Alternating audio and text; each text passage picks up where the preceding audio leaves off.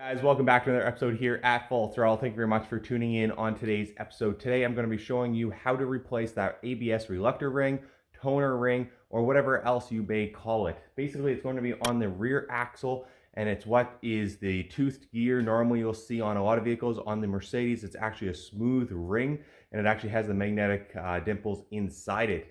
So what that does is the ABS speed sensor actually picks up those different dimples, and that tells the vehicle what speed you are actually going. So if you have the ABS light on and the traction control or stability control light on the dash and it's coming up as a warning like this, then you're going to want to get the vehicle scanned and identify the problem. Once you do get the vehicle scanned, if you are having an issue with the ABS ring, then you're going to have to replace it. So as you can see, I already have the vehicle jacked up. Always use the recommended OEM jacking points, and always use a jack stand. So once you got the vehicle up in the air, I did remove the wheel. That's 5 17mm lug bolts. And now this is what you're going to see. So we have a lot to get removed to actually get to that axle and that reluctor ring. What we're going to have to do is remove the full brake components and remove the knuckle from all of these linkage arms. So very first thing I do highly recommend is to try to get the axle nut removed. This is a 12-point socket. You do have to release the tab that's pushed in, and you should be with a 32mm socket. But again, guys, you do need that 12-point. So the easiest way to do this is honestly with a breaker bar and on the ground with the tire. Just remove the center cap. Otherwise, you are going to have to use an impact gun.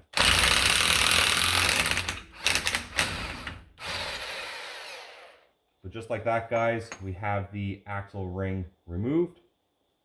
It is highly recommended to replace this for installation. In today's episode, I will have to be reusing it. So let me know down in the comment section below how bad that really is. Now, once we have that removed, we do have to get this full brake component off as well. So we have to remove the brake caliper and the brake rotor. If your rotors and brake pads are due for replacement like these, I do highly recommend to do this at the same time, and it's going to save you a lot of labor. In my case, I do have to replace these, but my parts aren't going to be in for another 3 or 4 days, so I will have to reinstall these old ones. So here I'm using a T30 to remove the rotor screw and remove the brake caliper itself. You're going to need a 7mm Allen.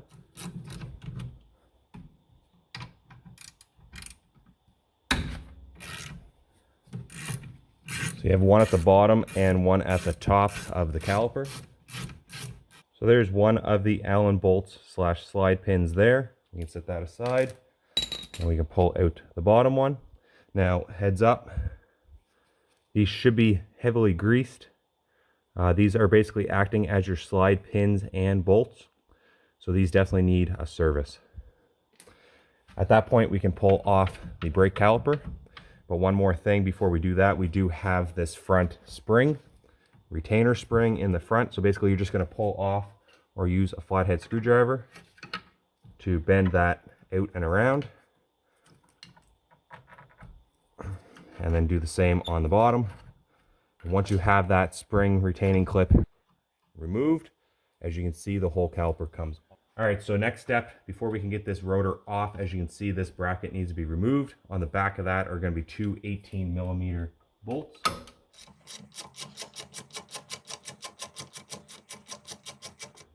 And we can finish removing the bottom one. So now that we have that bracket removed, we are ready to remove the rotor. I do highly recommend going around and tapping the face of it.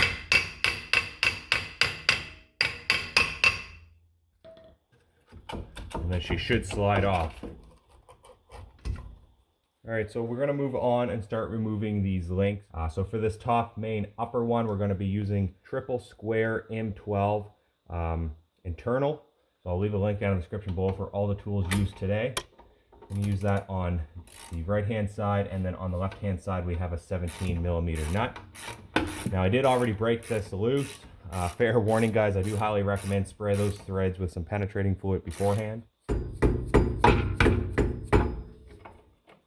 There we go, guys. There's that top link removed. All right, so I'm removing the lower control link. It's an E20 Torx. And And then I'm going to be using a 21 millimeter on the nut side.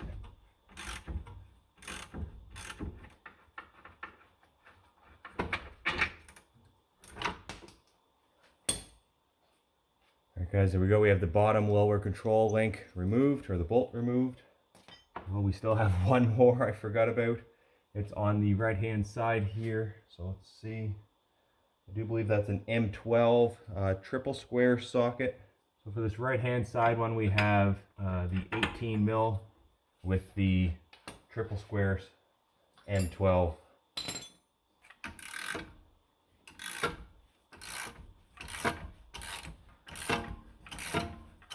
Alright guys, I put that bolt just temporarily back in place just to give me some more leverage to hold the knuckle.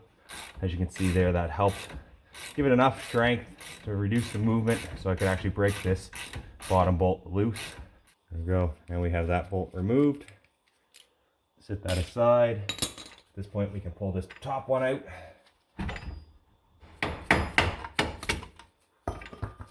There she goes. Pull this back out. So at this point, we should have all the linkages removed from the looks of it, which we do. We have the cords all pulled back. So the only thing we need to do now is actually break the axle loose. So right now I've sprayed some penetrating fluid in the center hub. And we need to actually hammer on that.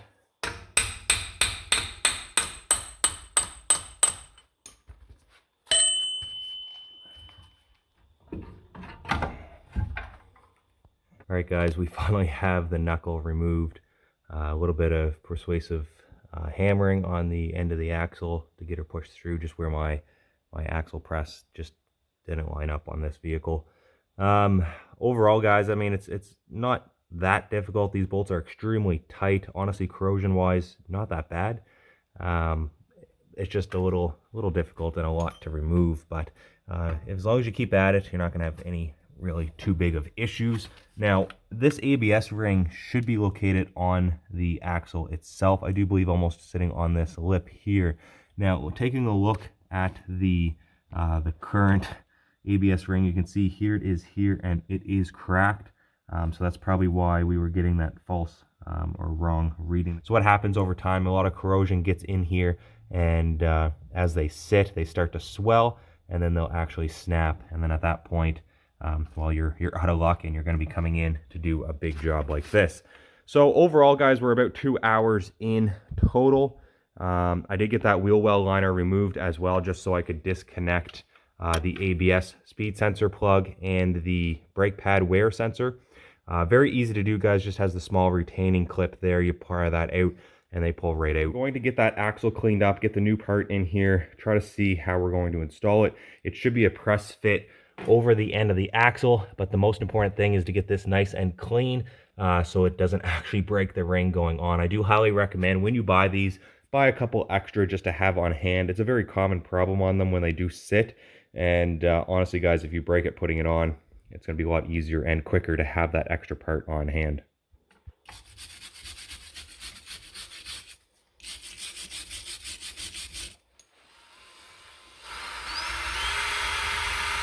All right, now that we have that ring of the axle cleaned up, we're going to come in and actually try to install the new ABS ring.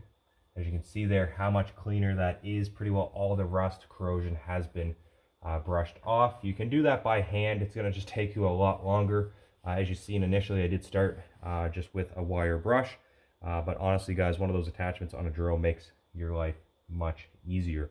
So here is the new replacement ABS ring, reluctor ring, toner ring, whatever you may want to call it. There's a few different names out there for it. But overall, this should just slide on the new, or onto the old original axle.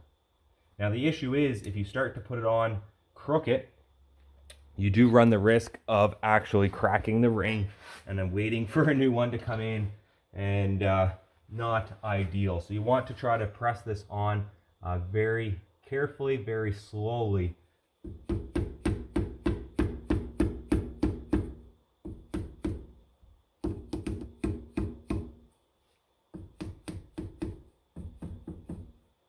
All right, guys, I'm feeling pretty confident we have it all the way on. It's not quite touching the back, but it looks like the front lip is nice and flush with everything. So I think we're pretty well there. Maybe a couple more taps.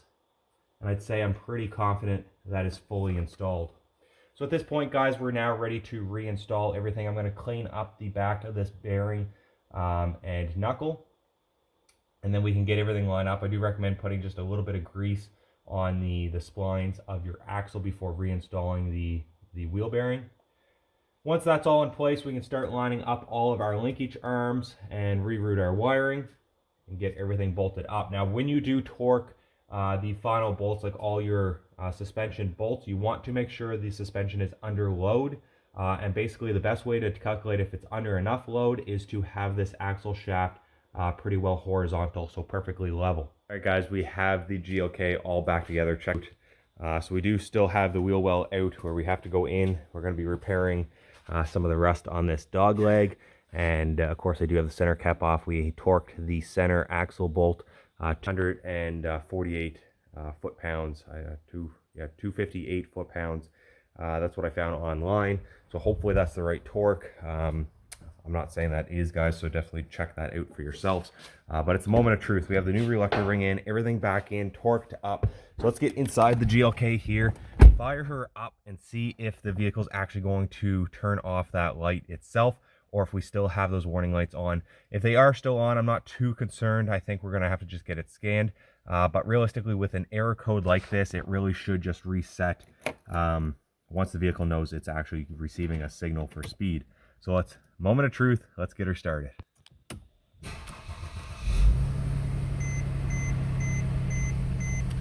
All right, guys, so as you can see there, we do still have the ABS and ESC currently unavailable, but let's see what happens once we do move the vehicle, let her idle down.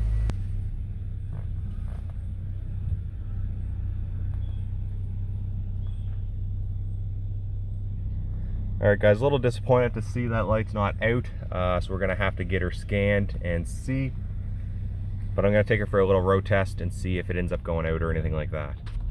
All right, guys, I wish I kept the camera rolling. I didn't get 20 feet out of the driveway. As you can see, the ABS and ESC traction control light has gone out. I do still have a check rear left side marker lamp, so we're gonna have to take a look at that. But this is absolutely epic, guys. So excited. As soon as I hit like 20 kilometers an hour, I'm like 10 feet away from the driveway. The lights all went out and that warning message went out as well. So this is absolutely fantastic news. Everything is working as it should. Now to finalize, we have to get that rust repaired. We have to get the MVI done now that we have the ABS working. And then we also have to now fix this rear left side marker lamp, I guess. So we'll have to take a look at that as well. Most likely just a blown out bulb. But we'll have to definitely take a look to make sure. And then we do have new brake rotors and pads showing up before we actually have this thing up for sale. So let me know in the comment section below, what did you think of today's episode? If you found it helpful, be sure to hit that like button, smash that subscribe button if you aren't currently subscribed to the channel, and be sure to stay tuned for more episodes coming your way. Until next time, you guys know what to do. Keep her at full throttle.